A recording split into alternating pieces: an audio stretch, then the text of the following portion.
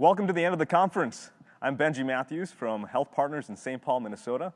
I'm your HM20 San Diego course director.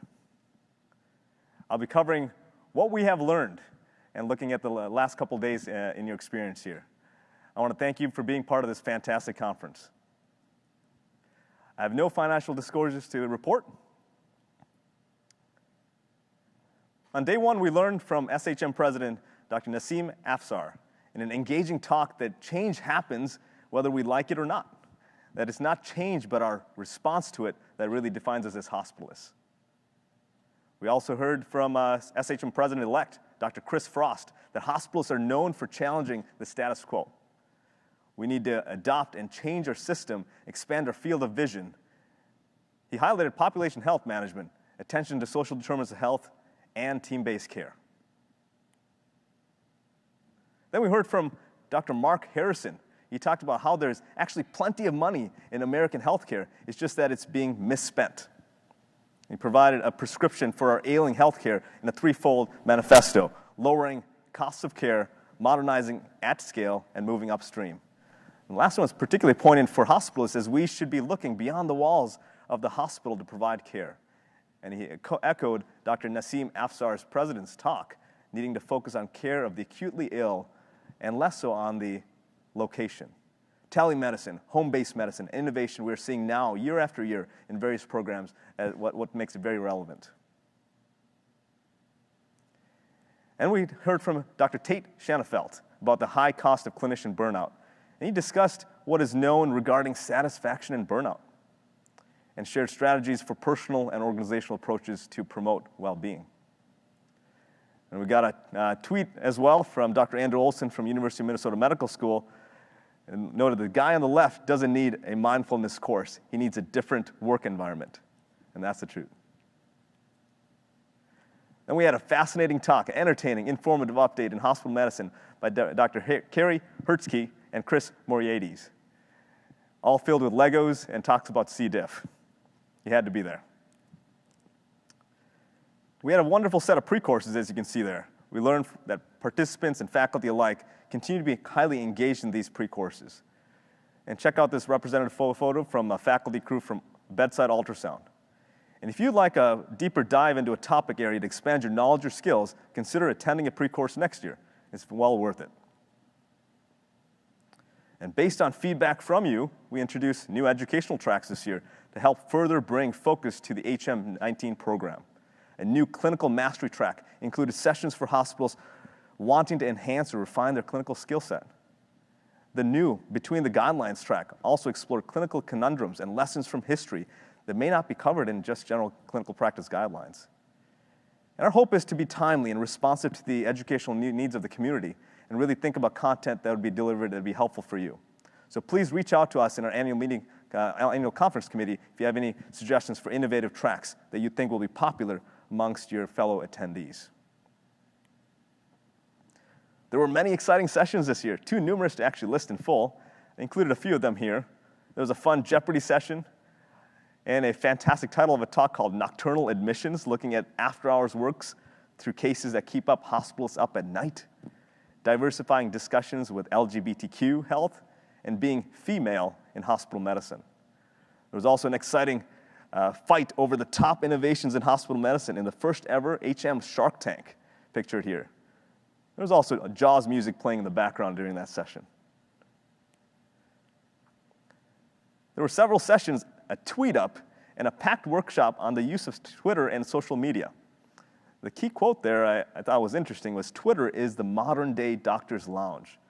Charles Ray from UCSF there. And a key pearl was, tweet like your mom will read your tweets. ROIV session, one of my favorites here at HM19. We had a total of 1,093 posters, approximately 300 in the research category, 200 in innovation, 600 and more in clinical vignettes. There was oral abstracts to showcase the top 15 and 3 plenary presentations. There's a lot to talk about here, but one study looked at how doctors from other countries who work in rural centers have impacted care in those areas. Another oral abstract presented data, actually collected work that was done here at last year's annual meeting that called into question the usefulness of evaluating the inferior vena cava ultrasounds in quantitative fashion rather than qualitative.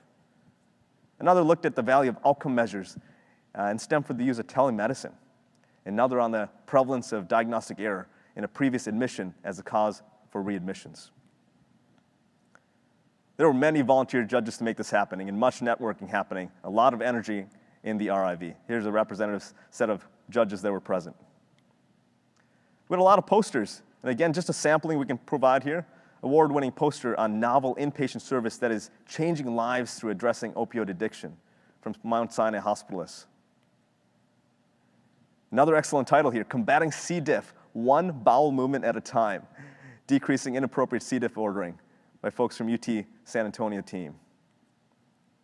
And then there was a resident team poster here as well, analysis to identify common features of feudal transfers and looked into opportunities for future QI initiatives from health partners and University of Minnesota Medical School residents. And a ton of community and connections. You can see there's a representative sample of a ton of hospitalist groups that are meeting together for dinners, the social hour, and connecting together. There's also conversations around chapter efforts, and here you can see a ton of the chapter leaders. SHM hosts more than 50 local chapters nationwide to increase networking, education, and collaboration, and to create that community. And many of these leaders here presented here are doing wonderful work serving their hospitalists. And we encourage you to join your local chapter, share that knowledge, engage with colleagues, and stay current on the latest clinical developments in hospital medicine. So don't miss your chance to connect with them when you get back to your community. And find more information at the SHM website. We had Hill Day, where fellow hospitals gathered on Capitol Hill to advocate on behalf of hospital medicine with congressional offices. They met with legislatures and shared personal experiences as a hospitalist and learning the importance of political advocacy for hospitalists. As I come to a close here, I want to thank Dustin Smith for the amazing job he did as course director for HM19. Dustin, thank you for your leadership and mentorship on the annual conference committee. Thank you as well for always CCing me on tens of thousands of emails you sent me in planning this conference. I have a special folder titled Dustin now that stores all of them. As I now transition into the incoming course director role for HM20 in San Diego, this is the team effort.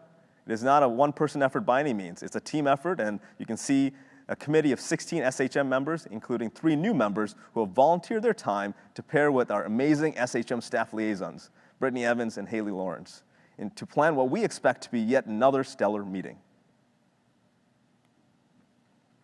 We have introduced yet again this year an open call for content for speaker and topic suggestions for both workshops and the main conference didactic sessions. If you feel inspired by this meeting and have ideas for speakers and topics you would like to learn from at HM20, then please go to SHM's website to access the speaker and topic submissions. Here are the key dates.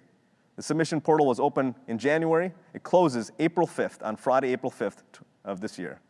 And acceptance notifications are in August 2019.